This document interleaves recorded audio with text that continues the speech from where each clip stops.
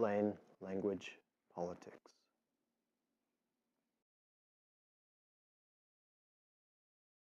The Australian government, as part of trying to clamp down on the availability of automatic weapons, offered a good price for buying hundreds of thousands of guns. They believed, and I think the evidence supports them, that by offering to buy back those guns, they were able to, curtail the supply and to set a different standard for gun purchases in the future. So I think that's worth considering. A gun buyback that forced law-abiding citizens to surrender their firearms in a nationwide roundup and meltdown of all semi-automatic firearms and pump-action rifles and shotguns. 640,000 ordinary conventional firearms confiscated and destroyed. It was an absolute joke and a tragedy. I actually turned in 3 firearms, and it broke my heart. I mean, it was 40 years of collecting, and I can't say it any other way than that. I felt sick. I had to hand them in, because if I didn't, I was going to jail. There's no ifs or buts about that.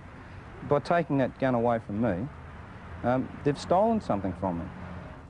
A right stolen by their government, promising safety in return for its gun bans. But now citizens know the frightening truth. The cost of lost liberty can be measured in the loss of life. This has been a lot of bull and hasn't really done much to help society and with its problems. Cold, hard facts the anti-gun forces can no longer escape. Armed robberies have skyrocketed, up 69%. Assaults involving guns rose 28%. Gun murders increased 19%. And a new phenomenon, home invasions jumped 21%. An increase politicians insist they can't explain because they're still trying to legally define what a home invasion is and what the penalty should be. Gun laws that have backfired. And Australians who have been forced to hide behind bars and deadbolts. Some are even installing extensive security systems because the firearms they still own that haven't been banned have to be locked up, unloaded, and unavailable. I mean, get real. If I have someone break in here, I've got to go get the bolt, get the rifle, find the ammunition somewhere else, put it all together, and then defend myself. If this other person's got a firearm, it's going to threaten my life. No way. It doesn't bloody add up. A political fraud. Gun bans that haven't made a difference, and gun owners now struggling to stop a growing momentum against them. The people pushing the removal of guns from the Australian society are already saying that's only the first step. Publicly, that's only the first step. Now we want the handguns, we want every other firearm. They're warning to Americans, don't think it can't happen to you. It can, and it already is. If you think you have rights, tomorrow the government can take them away from you. I think the Americans have to be very, very careful because, their rights will be quickly eroded as ours have, and we don't have a chance in hell of getting those rights back. Kimberly was a college student in Colorado in 2006. Kimberly's right over there. She was raped by a man who broke into her apartment. She testified for 3 hours in the trial against him. Her attacker was sentenced to 24 years to life in prison, and I know that attack, Kimberly, changed your view of handguns. What's your question for the president? Absolutely. As a survivor of rape and now a mother to 2 small children, it seems like being able to purchase a firearm of my choosing and being able to carry that wherever me and my family are, it seems like my basic responsibility as a parent at this point. I have been unspeakably victimized once already, and I refuse to let that happen again to myself or my kids. So why can't your administration see that these restrictions that you're putting to make it harder for me to own a gun or harder for me to take that where I need to be is actually just making my kids and I less safe? I didn't grow up in a house with guns. I don't hunt. I personally abhor hunting.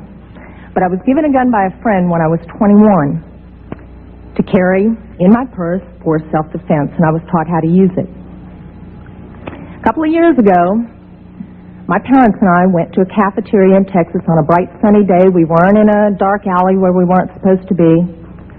And as you all know the story, this madman drove his truck through the window. And he began shooting. Well, immediately, my father and I got down on the floor and put the table up in front of us. And this guy kept shooting. And he keeps shooting. That this man wasn't there to commit a robbery. He wasn't there for a hit. He was there to simply shoot as many people as he possibly could. Now, I'd like to make something clear. I hear all this talk about how many bullets can go in a clip. I've been there. I can tell you it doesn't matter. It takes 1 second to switch out a clip. You can have 1 bullet or 100 bullets. It doesn't matter, guys. I've been there. He goes, dump, dump, just like that. That's not enough time to rush a man, I promise you. When I finally realized what was occurring, I thought, I got him. And I reached for my purse. He was maybe 12 feet away. You know, is it possible my gun could have jammed? Sure. Is it possible I could have missed? Sure. But I can tell you I've hit much smaller targets at much greater distances. But then I realized that a couple of months earlier I had made the stupidest decision of my life. I took my gun out of my purse and left it in my car. Because as you well know, in the state of Texas, it's sometimes a felony offense to carry a gun in your purse. I'm not mad at the guy that did this. As he continued, it was obvious that he was a madman.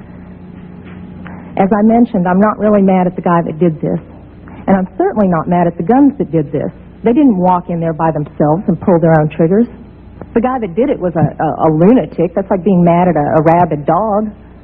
I'm mad at my legislators for legislating me out of the right to protect myself and my family. I would much rather be sitting in jail with a felony offense on my head and have my parents alive.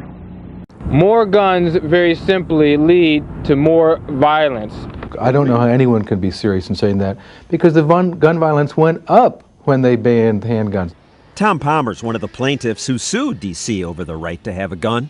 He's correct about gun violence going up. Since Washington's gun law passed, the murder rate actually increased, even while America's murder rate dropped. It's because guns can also save lives, says Palmer, as one saved his years ago in California. We were walking down the street, and this group of young men took really strong exception to that. They stood up, 19 or 20 young guys, followed us, and they told us, we're going to kill you, they'll never find the bodies. And I turned around and showed them the business end of a pistol. Just pulling out the gun was enough to stop them? Yeah, it works. Merely having a weapon and being able to display it when I was threatened saved my life. We should have guns. I mean, that's what free society do. These maximum security felons said they fear an armed victim much more than the police. When you're going to rob somebody you don't know, it makes it harder. And they said gun laws don't matter to them. They don't obey them. I'm not worried about the government saying that I can't carry a gun. I'm going to carry a gun anyway. It's impossible to know exactly how often guns stop criminals, because who reports a crime that doesn't happen? But people use guns in self-defense every day. Often just showing a gun is enough to prevent the crime. And here's a controversial idea. Some Virginia Tech students say they wish students had been allowed to carry guns, because one of them might have stopped the killer before he shot so many people. And that's what happened 5 years ago at the Appalachian School of Law. Hearing shots, 2 students went to their cars, got their guns, and helped restrain this shooter until police arrested him. One of the things that the gun does is it equalizes unequals. So, gun control isn't necessarily crime control. In fact, the National Academy of Sciences reviewed hundreds of studies and could not document a single gun regulation that reduced violent crime or murder. If someone gets into your house, which would you rather have, a handgun or a telephone? You can call the police if you want, and they'll get there, and they'll take a picture of your dead body. But they can't get there in time to save your life. The first line of defense is you.